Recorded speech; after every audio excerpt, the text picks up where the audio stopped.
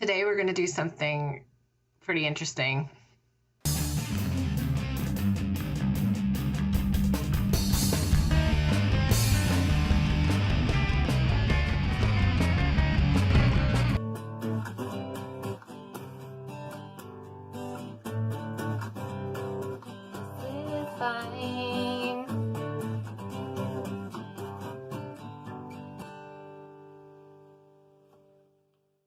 Today we're going to do something a little bit different, but also fun.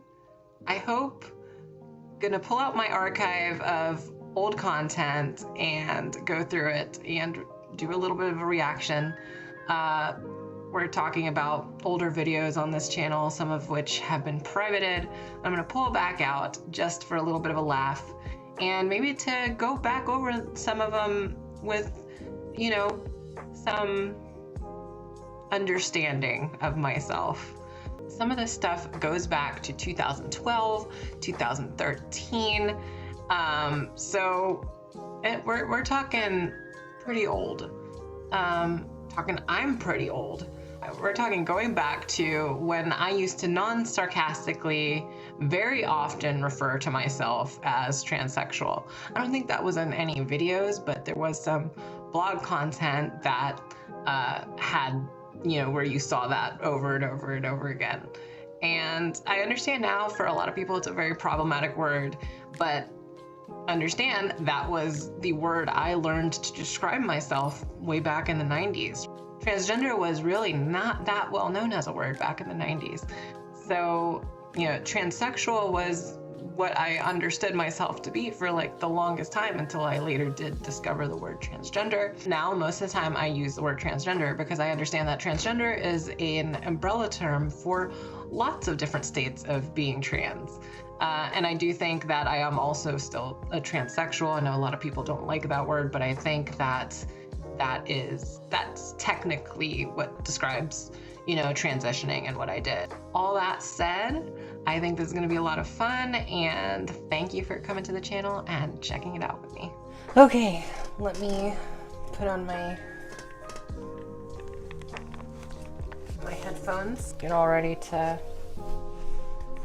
make sure I'm comfortable in here. That way it's not causing any issues. And then, okay, let's do this.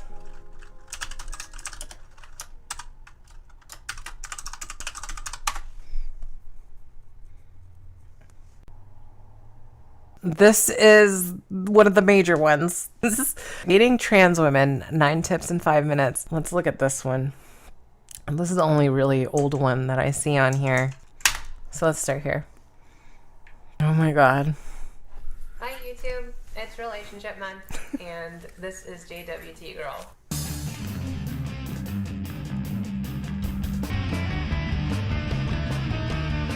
I was not expecting to hear this. I completely forgot about the song.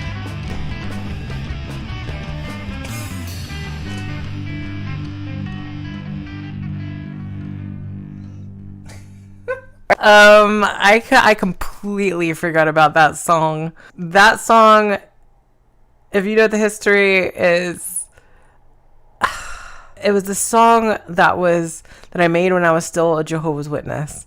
When I was like, I think I was like 17 or something. Why did I put that in my videos later? I think it was just because it was a symbol of the change that I had made, but still, like, going back and seeing it and seeing that there's like this transition video at the top, at the beginning, like transition videos. I don't know if the trans community still does transition videos, but that was like a big thing back in old YouTube. Everybody and their brother put out a transition video if you were trans. I guess the song and the pictures is all just supposed to symbolize transition and change.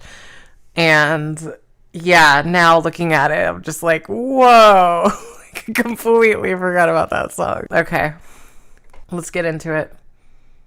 Wonderful. It's a beautiful thing to find that special someone that you can connect with and relate to. And of course, you find them gorgeous and sexy on the inside as well as on the outside. So whether you're a guy or a girl or gender non-conforming, if you found a woman that you're interested in... I didn't say non-binary, but that's because it was a term.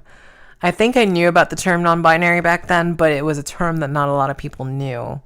And it wasn't really that well known, so I didn't say it back then. This whole video, it's so funny to watch it, to see kind of the plastic cutesiness of it, because, old YouTube, there was no such thing as a live video way back then. I think those came like a year or two later after this video. So everything was just kind of scripted.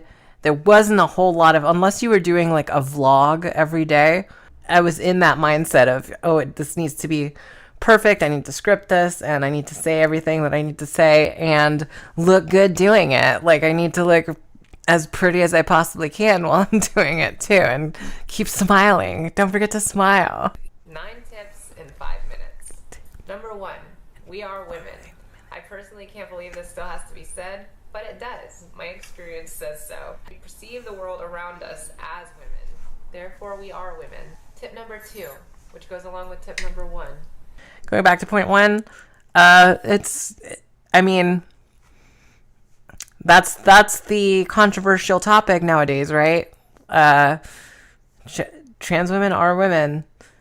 You didn't have the arguments that you have nowadays back then. So, it was pretty just blunt, straightforward, and saying, well, if I look like a woman, then I'm a woman, right? And honestly, that's the honest truth about it, is like, if you're identifying as a woman and you're trying to present as a woman, then, very clearly you're a woman. People need to be respectful of things like that. Obviously, you can't go around demanding things. You have to be aware that, people are going to have, certain ideas. But I think most people understand that. Most trans people understand that. There's very few trans people that are just going to get super upset because some stranger didn't gender them correctly, when they're non-binary or something like that, or when they're, newly transitioning. Most new transitioners and most people like that do understand that there's difference. But being a trans woman means that you're a woman.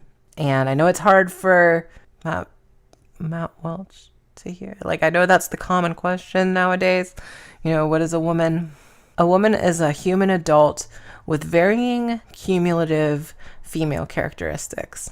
That's both logical and scientific. It's very succinct. Not all women will have the exact same female characteristics, nor will, they have the same quantity.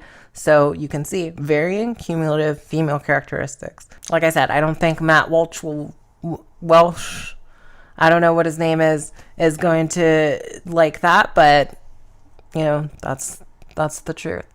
Next point. And you're attracted to a trans woman, it doesn't mean that you're any less of a man. Again, we are women, and we excitedly embrace the feminine, sometimes more than women that were born biologically female. It's okay to be attracted to it. Okay, that one's pretty interesting. Okay, I think the point of that little point there was that dating was not like it is today. In fact, there was not there wasn't the dating websites that added transgender options and things like that. All of that was very new. Back then, just a couple years before this video was made, if I wanted to date somebody, it was either I meet them face to face and then, try to tell them, or there were some specific dating websites out there, but they were not great and few and far between. So there was Adult Friend Finder, there was, I think, Ladyboy Date or something like that. The experiences weren't great. There was a lot of misunderstandings, a lot of assumptions, and every once in a while you could find someone nice. And I did find one of my best boyfriends that I ever had through that site, actually, at one point. But most of them you'd get a bunch of guys that didn't understand themselves, didn't understand what trans women were really, like, we're just intrigued, we're experimenting. The common problem, especially back then, and I think even now, like, guys, it's a concern about guys feeling less than because they're dating a trans woman, like, because they're attracted to a trans woman. And because, everything was so new back then, like, there really wasn't these options where you could give your information out. The culture really wasn't what it is today, where people already kind of understood what a trans woman was. Like, it was really tough because of that. It was more like trying to, like, say, hey, if you're attracted to me, it's okay. Like, it's all right. Like, there's nothing wrong with it. Because there weren't anybody else really saying that. There wasn't really that message being out there. That was the whole point of this. But at the end, obviously, like, in order to kind of drive the point home even further, it was like, often trans women are more feminine than biological women. or try to be more feminine than biological women. And obviously, there's all sorts of trans women, all sorts of women out there. I think the sentiment there actually was, back then, I mean, things were harder, and things were like, trans women didn't have many options. Like, there was still, like, therapists. I don't know how many people understand this, but back in, like, the 50s, like, in order to transition, you had to basically dress up in drag for months to prove that you wanted to go on the hormones. And then once you had done that, back then, things weren't lax at all. And doing stuff like that could have gotten you fired, could have gotten you bullied or even killed, right? Walking down the street in women's clothing. And so if you wanted to transition into a woman, like, you had to prove your femininity, basically. And that was, like, way back in the 50s, that basically proved that you were willing to dress up, and wear women's clothes for years before you can even start HRT. It was a little bit different, but there was still some practitioners who would do that, even back when I first started transitioning. And that terrified me. I mean, I had been working in construction before that, so, like, it was just completely off the table. And so I think my point in saying that, trans women tend to be more feminine than many biological women is just saying that we tended to immerse ourselves in femininity back then, that we just put it on like bed sheets, basically. Like, we enshrouded ourselves in femininity, not only just to prove ourselves, but also because, like, so much masculinity had been expected out of us for so long that it's all we wanted for a long time.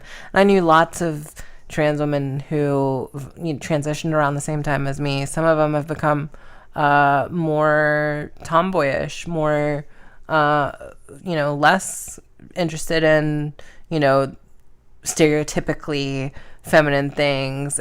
Those things change, and obviously it was very cringy way to end that point, but I think still, like, the main point was, if you like trans women, that's okay. Like, it doesn't make you any less of a man. It doesn't make you gay, despite a little bit of cringe at that. Try romantic gestures. I love getting flowers. If I get a bouquet of stargazer lilies, my favorite flower, I jump up and down like a little girl. I love the traditional stuff like that. Number 4, don't bring up the elephant. I do still love the traditional stuff like that. Yeah, I really like that I added that point, and it's not anything specifically trans oriented either. However, like, I do feel like specifically, in a way, it is, because I think a lot of people don't think that a trans woman is going to appreciate that sort of stuff or is going to want that sort of thing. It's one of those, stereotypes again. But, like, for me, it's something that I appreciate, and I always did like when I was in a relationship, and even outside of a relationship. Like, I've had people at work that just give me flowers, and it makes me really happy. Make her day, give her flowers. I really do think that for a lot of trans women, it really does, like, something about like getting the flowers and the vibrant colors and the effort put into it. And like, it just kind of is one of those like shocking things. Like, these are for me. Like, so if you know a trans woman, maybe give her flowers. I think it's still great advice. Like, whether you're dating or not. We know we're trans. Let us bring it up. Don't bring up the elephant in the room. So important. Let's have a few nice dates before the topic Let's of have a few nice At dates. least one. How sex will work is something very At least It'd one. be nice to figure it out together. Number 5, again, being women, we want to be loved for our feminine Being qualities. women. Okay. I'm laughing, but I don't think I really disagree with anything there. It's just cringy. The delivery is pretty cringy, I think, nowadays, or at least to me, it feels very cringy. I think it's a little bit antiquated, considering I think that information really applies a lot more on face to face. Now we have like really good dating tools where you can like put, pre-op trans women, be very specific, and or post-op trans women, or non-binary trans mask, whatever you like. You can put it. You can be extremely specific on these dating apps, and society has moved to a point where they understand. Where a lot of people will understand, and those that aren't interested will ignore you, and those that are interested will contact you. And so I think that this is a bit antiquated, but at the same time also is very good advice, just in general, like in dating.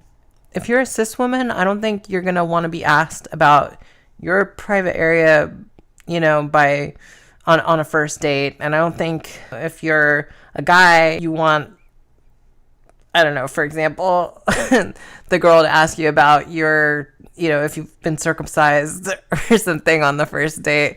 Like, it's just, it seems like even back then, it felt like you can tell how uncomfortable I am with the topic. Like, let's just get through at least one date, and it's not something I'm extremely excited to even bring up in this video. You can tell, and that's because it's really common sense. Like, you don't want to bring up, what's below the waist immediately on a first date, unless you're specifically there, which, some people are, especially when you're younger. Like, who am I kidding? Like, when you're older too, like, there's plenty of people when they're older just looking to go out and get laid, right? But like, unless that's what you're specifically looking for, like, you really should, I feel like, when you go on a date with someone, try to get to know them. It doesn't matter if that relationship immediately blossoms. Like, that's like, don't think about that. Think about more like, getting to know the person, being friends, having a good time. Like, those are the things that should matter, I think, on a first date. If you're thinking about it that way already, like, then you don't have to have that conversation on the first date. Number 5, again, being women, we want to be loved for our feminine qualities. Don't treat us like we're your homeboys with tits. Most of us don't respond very well to that. Treat us well, we'll treat you well. Oh my god, I forgot I said that. Oh, that's so cringy. Don't treat us like we're your homeboys with tits. Yeah, that is so cringy to me.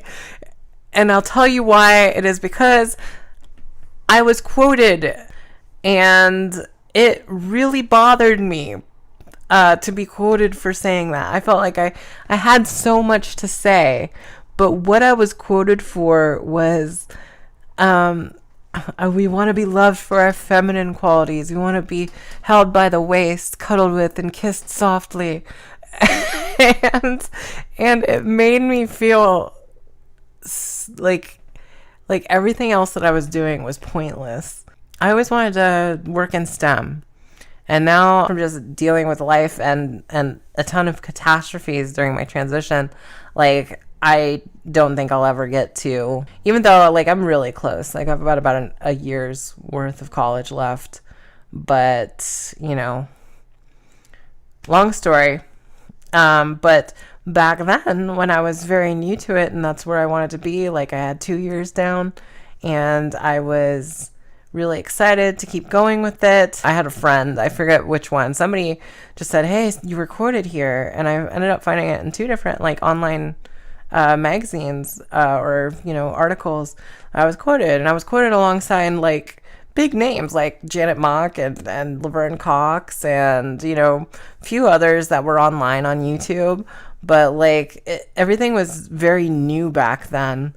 You know, I think Laverne Cox was newly on Orange is the New Black. Like that was still new or fairly new. Like maybe a season or 2 had come and gone. But people were looking for icons, or, you know, some people just wanted to tear down the world. But I was quoted in those things. I was also quoted in a textbook over something completely different, which made me a little bit happier. It was over like some advocacy that I did, but this was the first time I'd been quoted in anything, and I was so embarrassed about it. I wanted to show it to people, but I also didn't, because I'm like, I'm not like a super girly girl. Like I'm saying this because it's important, because, you know, people need to know this about dating, but, and I do feel this way, but like my dream and the things that I want to be known for is not for like dating advice. Like, please, like, why? So I'm like, I always regretted making this video for a long time because of that. Now I'm actually happy about it. Like I really think that it's an honor that somebody thought that I deserved to be quoted for something like that. I'm not sure if you can still find those those articles out there somewhere, but I know they exist. And as far as what I was trying to say there, like, I think basically it came from the idea that people, like I said, dating, there was a lot of confusion and experimentation coming from people that wanted to date us. I already knew who I was and what I wanted. There was so much people looking to me to experiment. That combined with the fact that I had a gay brother and a gay father, that they both had come out as gay, like, I don't know, 5 years prior or something like that. But knowing that we were very different people, like, I was trying to, like, come up with a way to show that, you know, some gay men do want to be admired for their feminine qualities, but they're also okay with being admired for their masculine qualities. I think cis women are also sometimes okay with being admired for masculine qualities. But I think the point is that trans women really want to feel loved for their femininity. And I think that's what a lot of trans women really, really want from a relationship when it comes to like the romantic and sexual side of it, is like, don't tell me like that you like my muscles or something like that, or at least that's where I was going. I mean, now it's a little bit different. Like I transitioned like 10 years ago, and, you know, my boyfriend will, you know, say he likes to watch me work out and things like that. And I understand what he means by it. But back then, I think that would have triggered me a little bit. That's really what matters to me, and to, I think, a lot of trans women and to women in general, is to be loved for those things that make them women, those things that make them feminine. Whether those things are stereotypical or whether those things are biological, like, it doesn't matter. Everybody has those things that are stereotypical, that they see about their gender or that they visualize about themselves with their gender. Be aware of those things with your partner. I think it matters a lot in when it comes to a relationship. So, you know, the idea was to just kind of delineate a little bit. Like, there is a difference between being a gay man and being a trans woman and the goals and the desires and things like that. It's not the same. I know that from speaking to other members of my family who are gay and the things that they are looking for in a relationship and what they want. So that one's when we touched and kissed softly and held by our waist. It's cringy to me. You can comment that the whole area, it was just kind of cringy to me. But I was young and so yeah, you can let me know what you think. Okay, sex will come, don't force it. Okay. Okay, Laura. We'll get there eventually. There's no need to be bringing it up within the first hour of meeting us, or even on the first date, most likely. If you do, many of us will act like many other women and just end up ignoring you. So, just like other women, don't bring up sex on the first date. I think that's kind of changed. I think that's a little bit antiquated nowadays. I think that women a lot of times will bring up sex on the first date. That's a pretty common thing.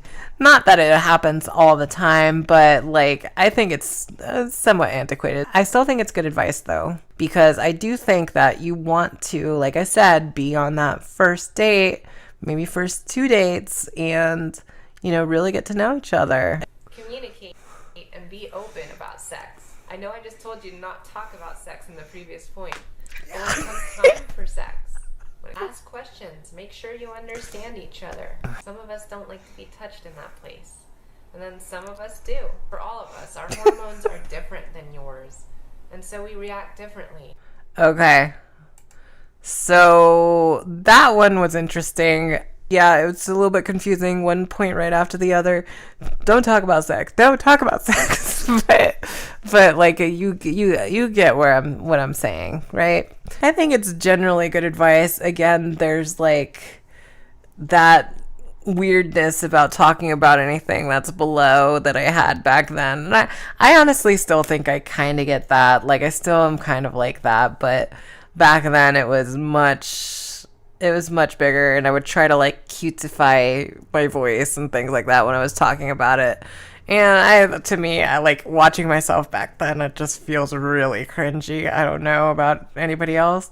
I'm sure probably it does. Like it's probably, I think this is the video that gets the most hate from like the transphobes out there. So, but I think it's more the trans women are women line rather than any of this. But still, you got to talk about that stuff. You got to talk about, what you like and what you don't like. It's still really good advice. Number 8. It's okay to be a chaser. One left. I know, I'll probably get a lot. It's okay to be a chaser. My ex-boyfriend, my last boyfriend, was actually pretty much a chaser. But he was very classy about it, and it ended up being okay. It ended for different reasons. Okay, I did not realize that was a point on here. It's okay to be a chaser. Oh my god, I shouldn't say oh crap. Oh, yeah.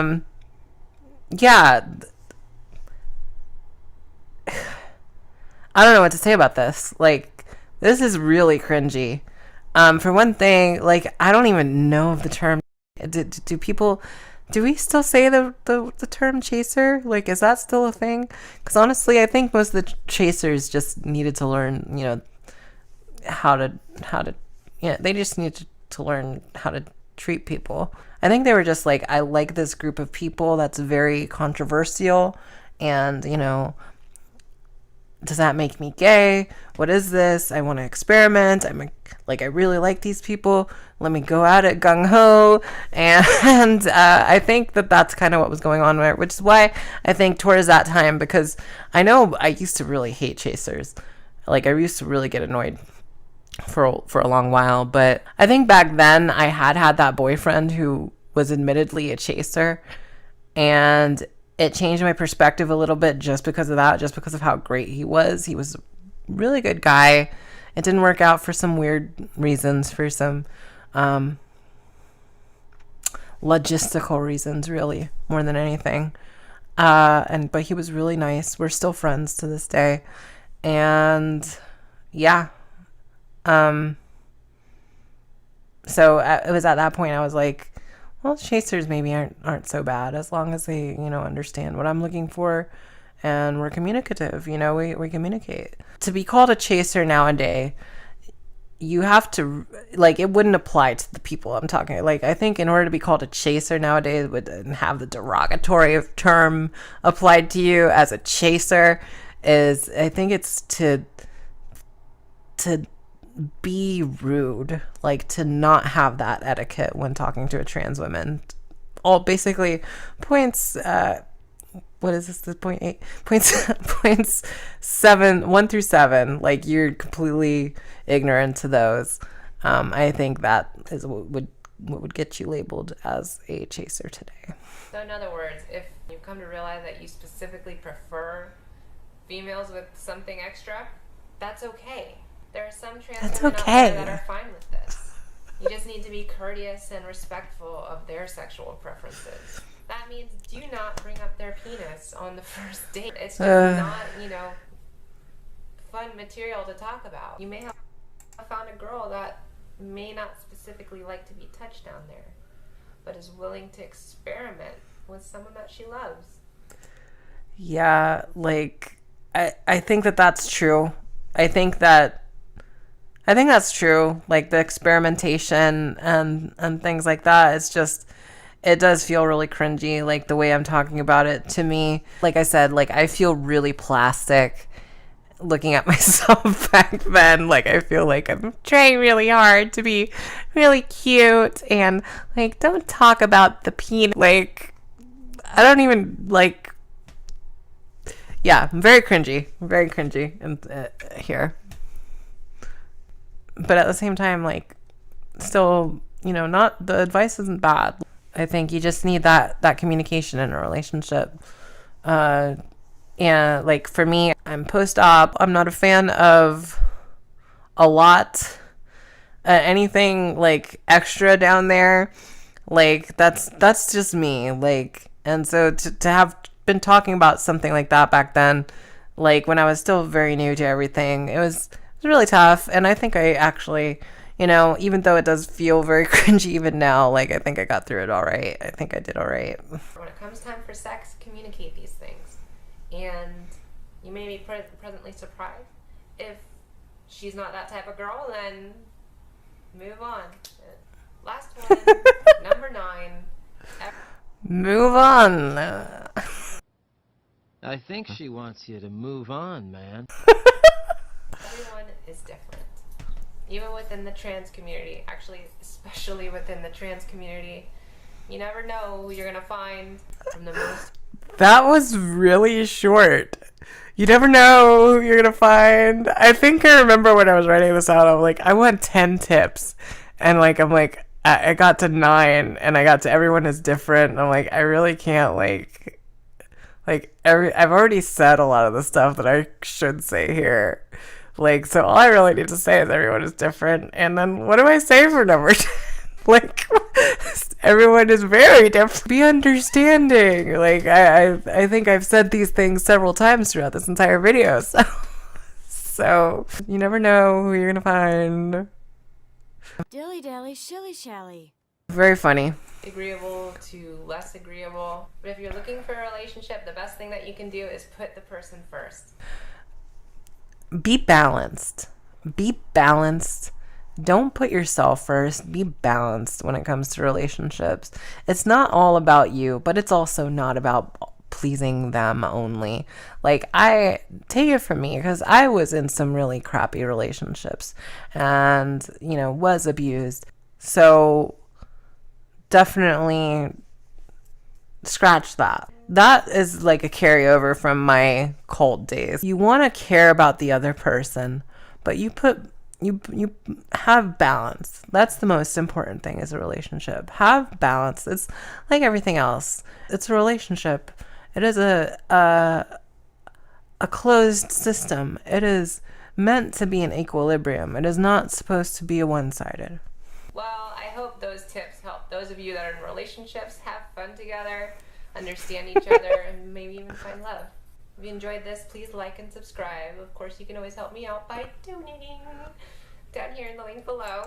Donating down here in the link below. I shouldn't make fun of my voice.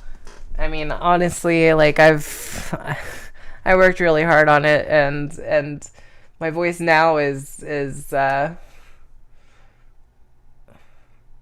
don't know. It's much more relaxed. Maybe we should go to my blog. You know what? Let's go back and read my first post. Let's do that. My old posts are interesting. Okay. I need to move this. I considered calling this blog one of Jehovah's transsexuals. See? From the very beginning. That's what, like, that I had that idea for my book. One of Jehovah's transsexuals. And if I had started writing here a year ago, I probably would have named it something like that. But I thought, why? Why confine the concept of this blog to my past, however horrid? A past that I really consider myself free and reconciled with. I had a lot more work to do. No. Although I consider myself an activist against the cult, and I do want to use my words here to bring their money, injustices, and the outrage of former members to light, this is not the reason I had for writing my story. My mildly informative, hopefully entertaining, and perhaps even outrageous story. And this story is not about being a transsexual either. Of course, yes, I hope to do all those things other gender pioneers have done. Chronicle my transition, post a video diary, gab. But this is not the main point. Like any other person, these few words, these labels are not me. I am not here to only be a transsexual any more than I only want to be known as an ex-Jehovah's Witness. My name is Laura. Yes, a new name for me, something I'm still getting used to. But to me, it signifies a new life, an adventure unfolding before me. In the end, I'm writing this blog because I want to share myself and share my adventure with as many people as possible.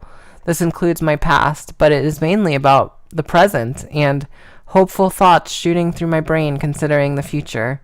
I view myself as a recovered soul, someone whose life simply went in circles before, in giant loops of self-degradation and misunderstanding, a woman who has finally come to grips with herself and the world around her, and I want to share my story, who I am, and what I'm doing now. So I will be posting all these things. I'll also post recipes, videos, artwork, and music. I hope whoever is looking on peering across the clutter of the internet enjoys these things I have to share and rides this ride of life with me. I will try to post every week. In fact, I'll make sure I post every week. Until then, I only have one thing to say. Merry Christmas. Okay, so context. I had just begun transitioning in August, I think it was. Let's go down here. August 20th, 2012. And this was written in December 19th, 2012. So 4 months later, right?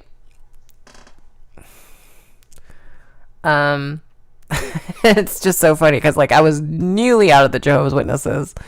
So like, was I recovered soul? The funny thing, this is my blog name now, The Mouthful: Discussions Between Identity and Redundancy. What it used to be named at the beginning was, and if you go back on the Wayback Machine, I'm pretty sure you could probably find it. It used to be mendedsoul.com, like mended SOLE, not SOUL. It was supposed to be a play on words because the blog was entitled The Mended Soul on Glamorous Shoes. And that's what this was when I first started transitioning. And it was my daily blog or, weekly, monthly blog of, how things were going. And I was so I'm recovered already and there's nothing else to learn. I'm good. I was so but I mean, it puts you into that perspective I had when I first started transitioning. When I really, really first started transitioning, I was like, I figured it out. This is what I gotta do now. And after this, everything's gonna be wonderful.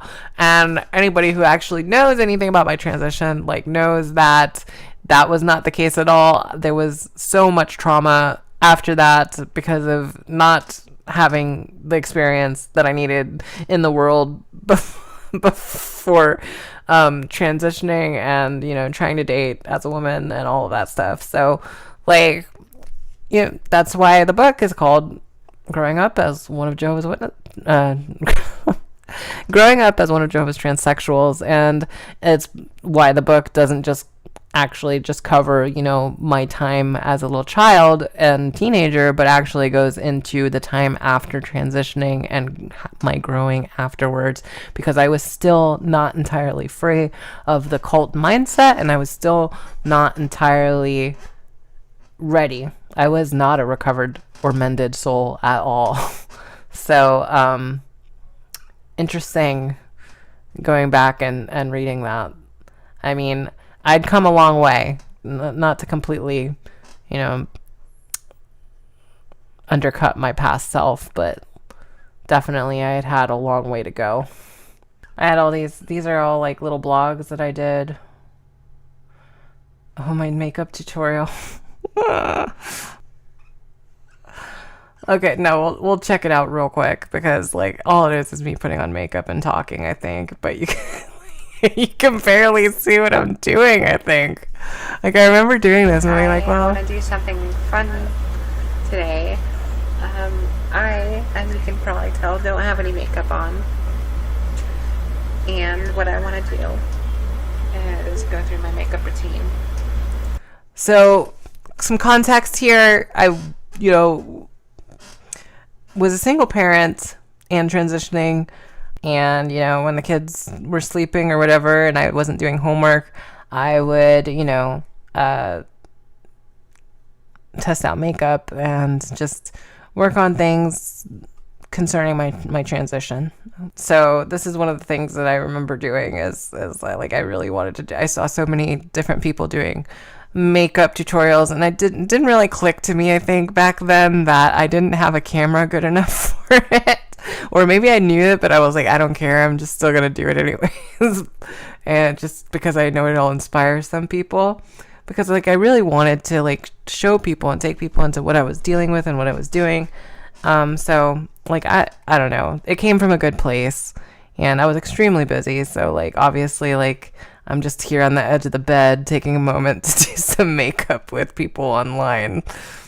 I've seen a lot of videos like that. I just thought it would be fun. Keep everything in my purse.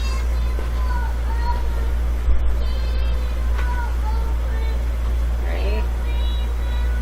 Actually, I do have one thing that's not in my purse. Okay, I use this for chapstick. That's so funny. Yeah, you can hear the playing in the background. The toys, you can hear the clutter moving around in the toy box. Lip balm. It helps to me since I've been putting it on. Go get Burt's Mango Lip Balm. That's the best one. Go get it. A top tier. Burt's Bees. I also have this one. This one works really well too, but it leaves a tint on your lips. Man, what is going on in the background? I remember they were working on the house, like my relatives. We were living with my relatives at the time, and they were working on the house, so that's probably what it is. Oh my God. This amazing. Olay Regenerist. Olay Regenerist microsculpting cream. Hey, I was 25, 26 when I started transitioning. I know I look very young here, but you can tell from the hairline. I'm thankful that I seem to have regrown a lot of that. I didn't realize just how bad it was until watching this video. Oh, and then I do this thing where I just run through it really quickly. I'm putting on the foundation and getting all ready. The top, not like the outside, and goes narrower and narrower and narrower towards the inside. And then underneath is not too hard. I like it to be nice and bold. I've noticed more of a look these days. And you just attach it to this little tail that you put on the side. And as you can see, it really adds a lot to your eye. And it's just eyeliner.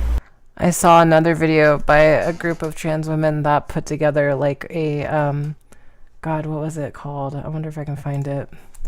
I think it was like Trans Femme Field Guide. The Trans Femme Field Guide. I was like, wow. During the makeup section, like they're like, oh, you haven't seen any. I'm like, really? Like, there's no other trans women that took up the makeup tutorial mantle. But so I'm really glad. I'm really glad to see that, you know, these ladies are continuing. I can get really close so that you don't really... And trying to help other trans women, because like it's really hard when you first start, especially if you have absolutely no experience. To liquid foundation, and that's the most common. Powder works too. Anyway, once you have foundation, and this is so much better than what I did. Grab a makeup sponge. Mine looks like this, and then wet the sponge under the sink. Now, wetting the sponge sounds like a very obvious step considering it's a sponge, but I'm clarifying it because I'll be honest, I didn't know you had to wet it until like a few years ago. I'm dead serious. Yeah, very, very honest and very blunt. I loved this video. I watched the entire thing. Leadhead, I don't know her name. I know she said it in the video probably, but very good. Oh, Jessie Gender was in this. Very good video. Be yourself regardless. Definitely recommend. Okay, so here is the dating video, and right before that was this. What is this? I mean, there's a lot of videos here. Like lost stories of growing up as one of Jehovah's transsexuals. That one was private because it got very tense at the end, I remember. I guess let's watch this last one. This will be the last one. Hi there, it's Laura with another episode of JWT. Hi there. We discuss transgender issues, cults, and basic humanity. Weird mixture of topics, I know. I like that. I still like that joke. It's really cheesy, but I still like it. It still makes me laugh. I wanted to talk to you about change, and not just the change that comes from being transgender. Here's the song again.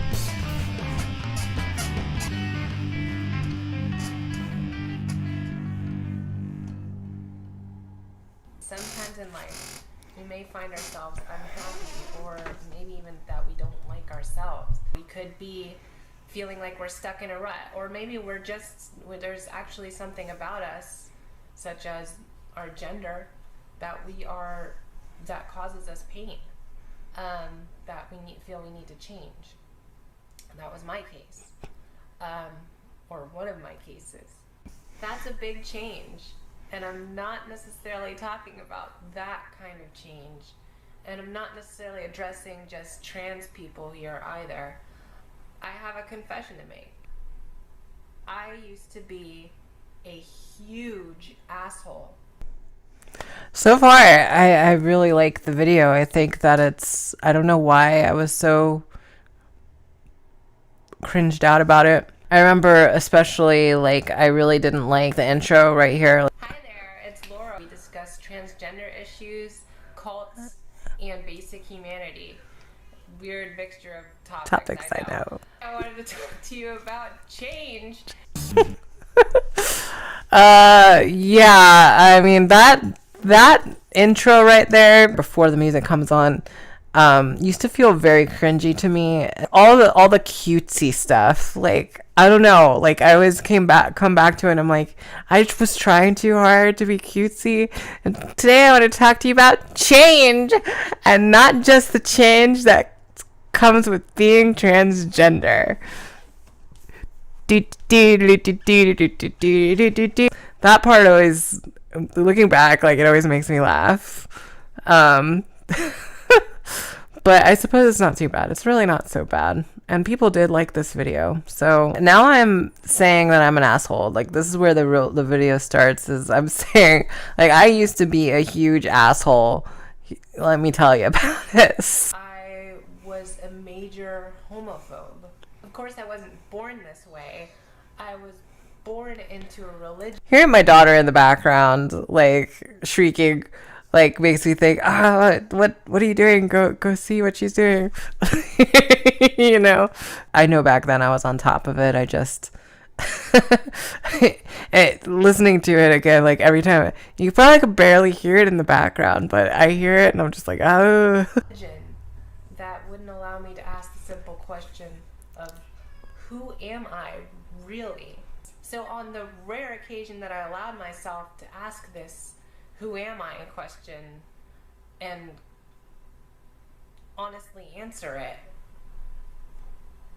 later I would turn around and bury that answer deep under levels of basically confusion, anger, and hate. So I changed from a sweet, fun-loving child into a major asshole. I was horrible to gay people. I hated gay people. I was made fun of gay people and transgender people, to pretty horrible person, at least in my book now. Back then, I thought I was doing what was right. See, I listen to this now and I'm like, man, like, why did I take this down? Like, this is really important. It's a important story that has some levity to it, because the thing I'm talking about is like ends up being just the song, and it's a really ridiculous, crappy song in the end. So, like, I mean, it never would have gained any traction anyways. It's just it's pathetic. but that's the whole point of the video, is just kind of poking fun at it, and while also like being honest and you know, laying out my guilt. And in fact, I even wrote an oxymoronic pseudo punk rock song on how being gay was so horrible and how God hated it. So here comes the song. I'm gonna just pause it. And I wrote and produced this song when I was 17 years old. Like, I remember adding this stuff because, like, I'd forgotten to say it in the video. Yeah, my songs back then were very sad. In fact, I was so good at writing sad songs, like very emo, angry songs, sad songs, that, like, honestly, I haven't written that much since. Like, it's how I learned how to write, and honestly, I don't have the time to write songs like I did back then. Otherwise, I probably would have gotten back to it, but still, like, it's not easy to learn how to go from writing only, like, depressing, sad songs when you were a kid, and then, like, suddenly picking up and writing happier songs, even if you are happy. Like, I don't know what a happy song sounds like. At least I don't know what a happy song by me sounds like, you know?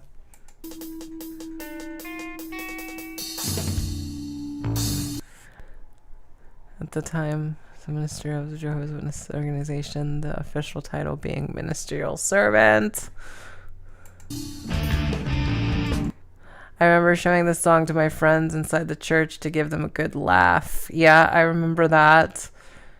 I remember sitting in my car with one of my best friends and putting the song on and us just listening to it, and he's like, "Geez, man," you know, him just laughing. Yeah, to give some background on what the Jehovah's Witnesses are like and what they think are funny. Like, we definitely thought that this was funny. It's actually, like, just crap. Like, it's crap. Like, the lyrics are embarrassing. Not just because they're embarrassing because they're homophobic, but also, like, the way they're put together and everything. Like, it's just an embarrassing song. Like, I still like the music behind it, and I felt like it was a good beat for my title, and it showed like change. It fit with that theme, but like I still wish I had gone with something different. But like I didn't have a whole lot of time back then. It makes sense why I would just grab something I had made. Jeez.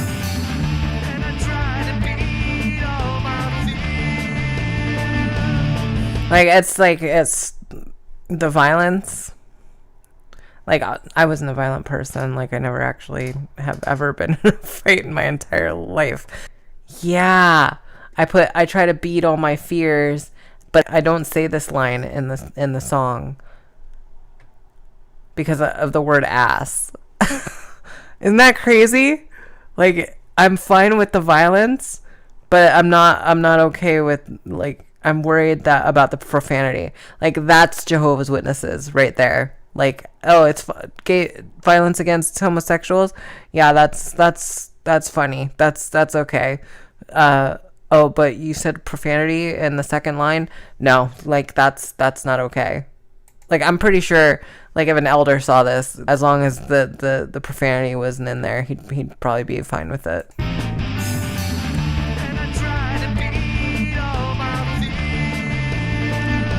But I don't say this line.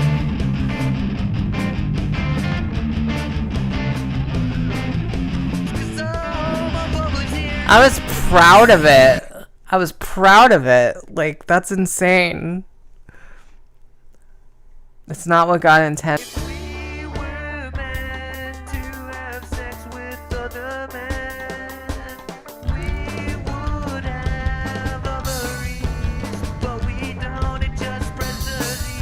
Like, you can see, like, the thought process there. Every person can get to a negative spot. And I would say that this is definitely a very negative spot for a trans person and the way a trans person might look at things. I think that this is very telling. Reading this, that, you know, this was the argument I was making about ovaries. Specifics as far as, you know, you should be a woman, basically. Unbelievable.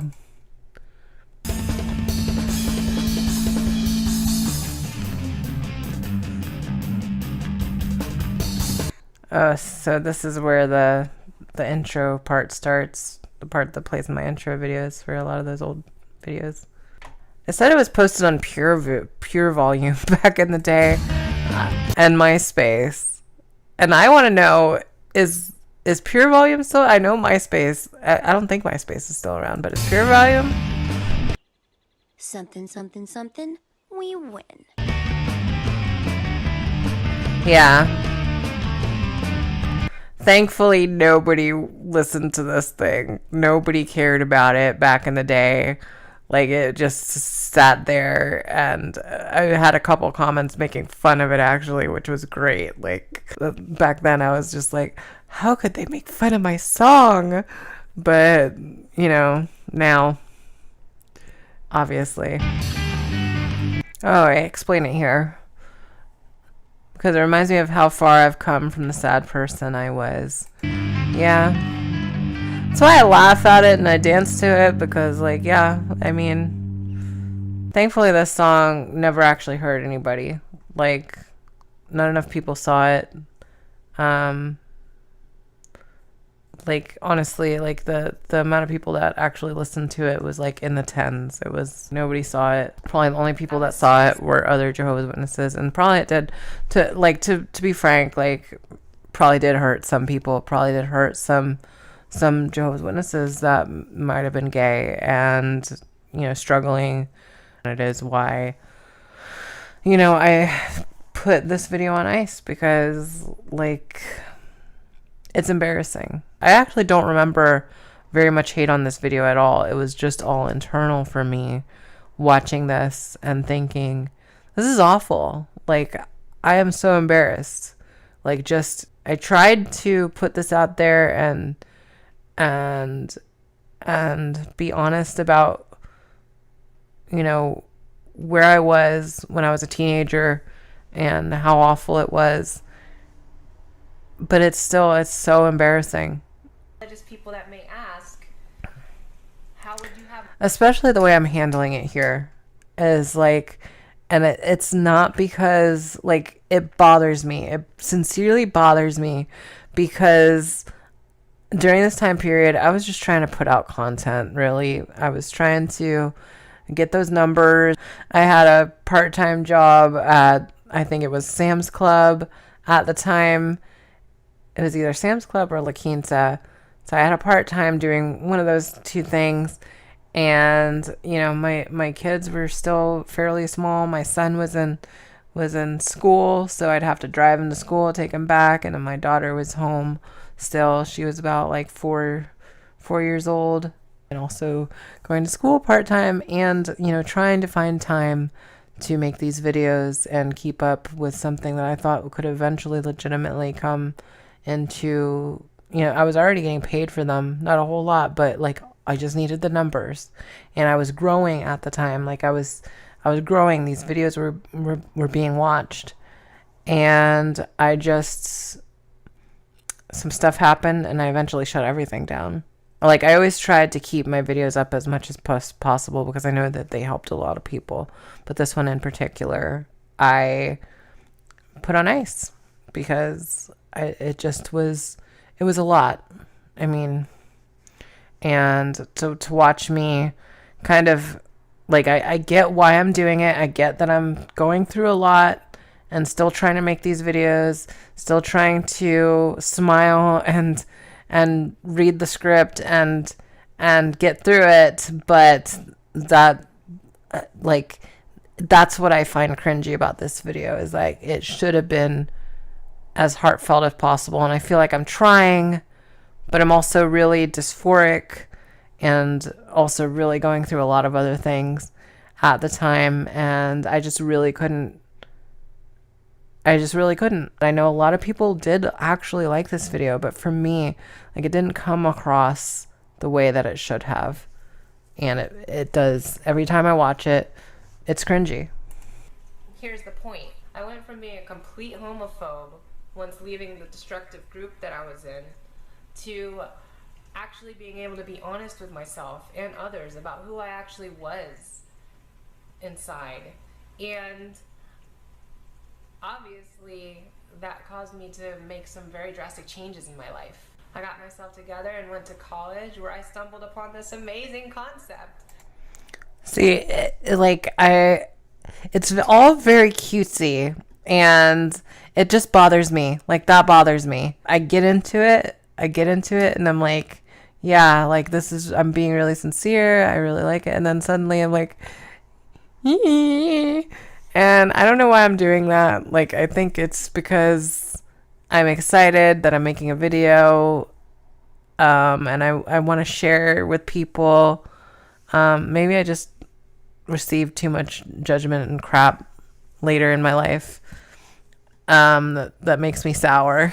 But what did I say? I didn't want to, shame anybody for their religion. Well, I do. Like, I definitely do. Like, I'm fine leveraging my atheism against your religion as much as possible. But that's a newer development. I am very much a leveragist when it comes to my atheism. Just be positive with your life. Remain alert to opportunities that may come in the future, so you don't miss them when they come along, because you're positive and you see it and you're always looking for them.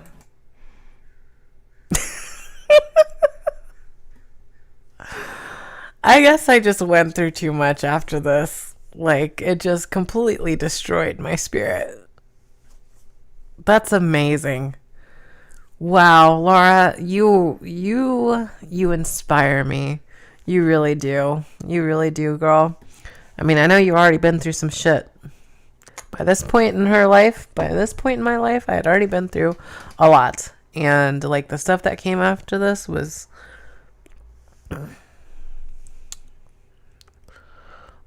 awful. So, I suppose it makes sense why this gets me. Wow. I was not expecting to cry during this video. The waterworks are going. Holy crap. Stop. I'm gonna have to wrap it up pretty soon. Okay. Let's keep going. Every ounce of hope and faith stripped from me due to non-belief. For the religious out there, it's not that I refused to believe, it's just that I didn't believe anymore. I couldn't believe it anymore.